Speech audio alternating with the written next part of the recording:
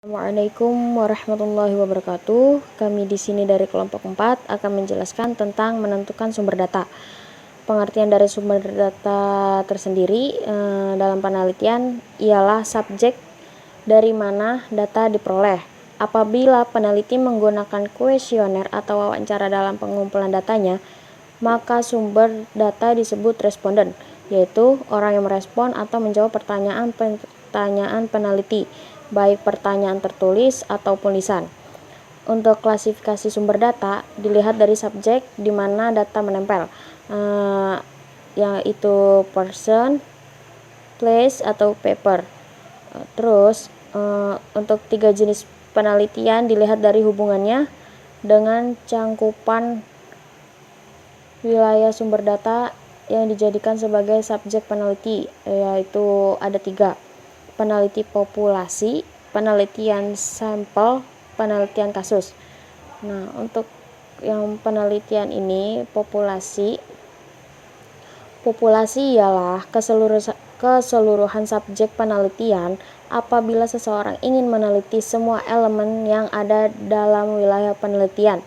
Maka penelitiannya merupakan penelitian populasi atau disebut studi populasi atau juga studi sensus yang jumlahnya terhingga dan tak terhingga. Yang ketiga, sampel. Jika ingin meneliti sebagian dari populasi, maka penelitiannya disebut penelitian sampel. Sampel adalah pembagian atau wakil dari populasi yang diteliti. Berdasarkan hasil sampel penelitian, kemudian menggeneralisir hasil penelitian. Nah, yang dimaksud menggeneralisir adalah mengangkat kesimpulan dalam sampel sebagai kesimpulan penelitian yang berlaku bagi populasi. Nah, untuk sampel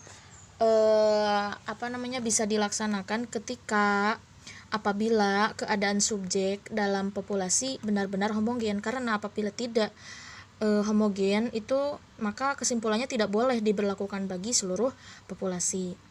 Di antara keuntungan menggunakan sampel: 1. Karena subjek pada sampel lebih sedikit dibanding dengan populasi, maka kerepotannya tentu berkurang. Yang kedua, apabila populasinya berlaku besar, maka dikhawatirkan ada yang terlewati. Yang ketiga, akan lebih efisien waktu, uang, dan tenaganya. Yang keempat, ada kalanya dengan penelitian populasi bersifat destruktif. Nah, yang kelima, ada bahaya bias dari orang yang mengumpulkan data. Dan yang terakhir, ada kalanya memang tidak memungkinkan melakukan penelitian populasi. Untuk cara pengambilan sampel penelitian itu ada berbagai cara.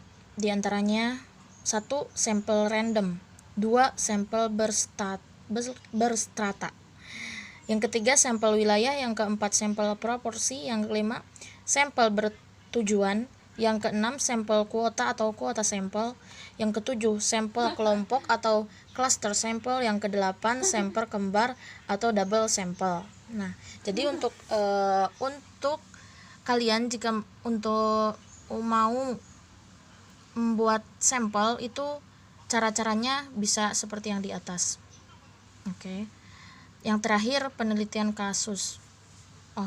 Yang keempat, penelitian kasus adalah suatu penelitian yang dilakukan secara intensif, terinci, dan mendalam terhadap suatu organisasi.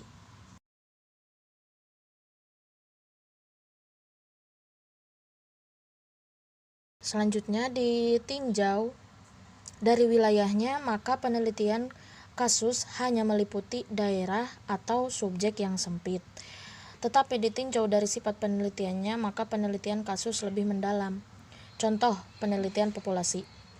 Peneliti bermaksud mengetahui penggunaan buku paket di SMA se-DIY. Peneliti mengumpulkan data dari seluruh SMA yang ada di DIY, baik SMA, negeri, maupun swasta. Kemudian kesimpulannya berlaku bagi SMA seluruh wilayah provinsi tersebut.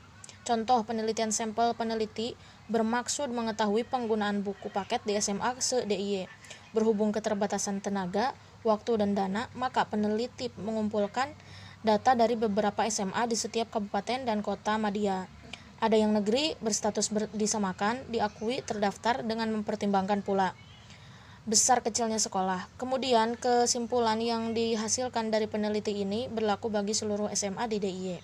Itu untuk contoh yang penelitian populasi. Selanjutnya contoh penelitian kasus. Peneliti bermaksud mengetahui menggunakan buku paket di salah satu SMA DIY dengan bermacam-macam pertimbangan. Akhirnya peneliti menemukan SMA XXS sebagai tempat penelitiannya. Setelah data terkumpul dan diolah, maka peneliti memperoleh kesimpulan mengenai bagaimana SMA XXS menggunakan buku paket. Kemudian kesimpulan tersebut hanya berlaku bagi SMA XXS itu saja. Sekarang baru yang terakhir, yaitu unit analisis. Unit analisis dalam penelitian adalah satuan tertentu yang diperhitungkan sebagai subjek penelitian. Dalam kenyataannya, sebanyak peneliti, khususnya peneliti pemula, sulit membedakan antara pengertian objek penelitian, subjek penelitian, dan sumber data. Sekian dari kami.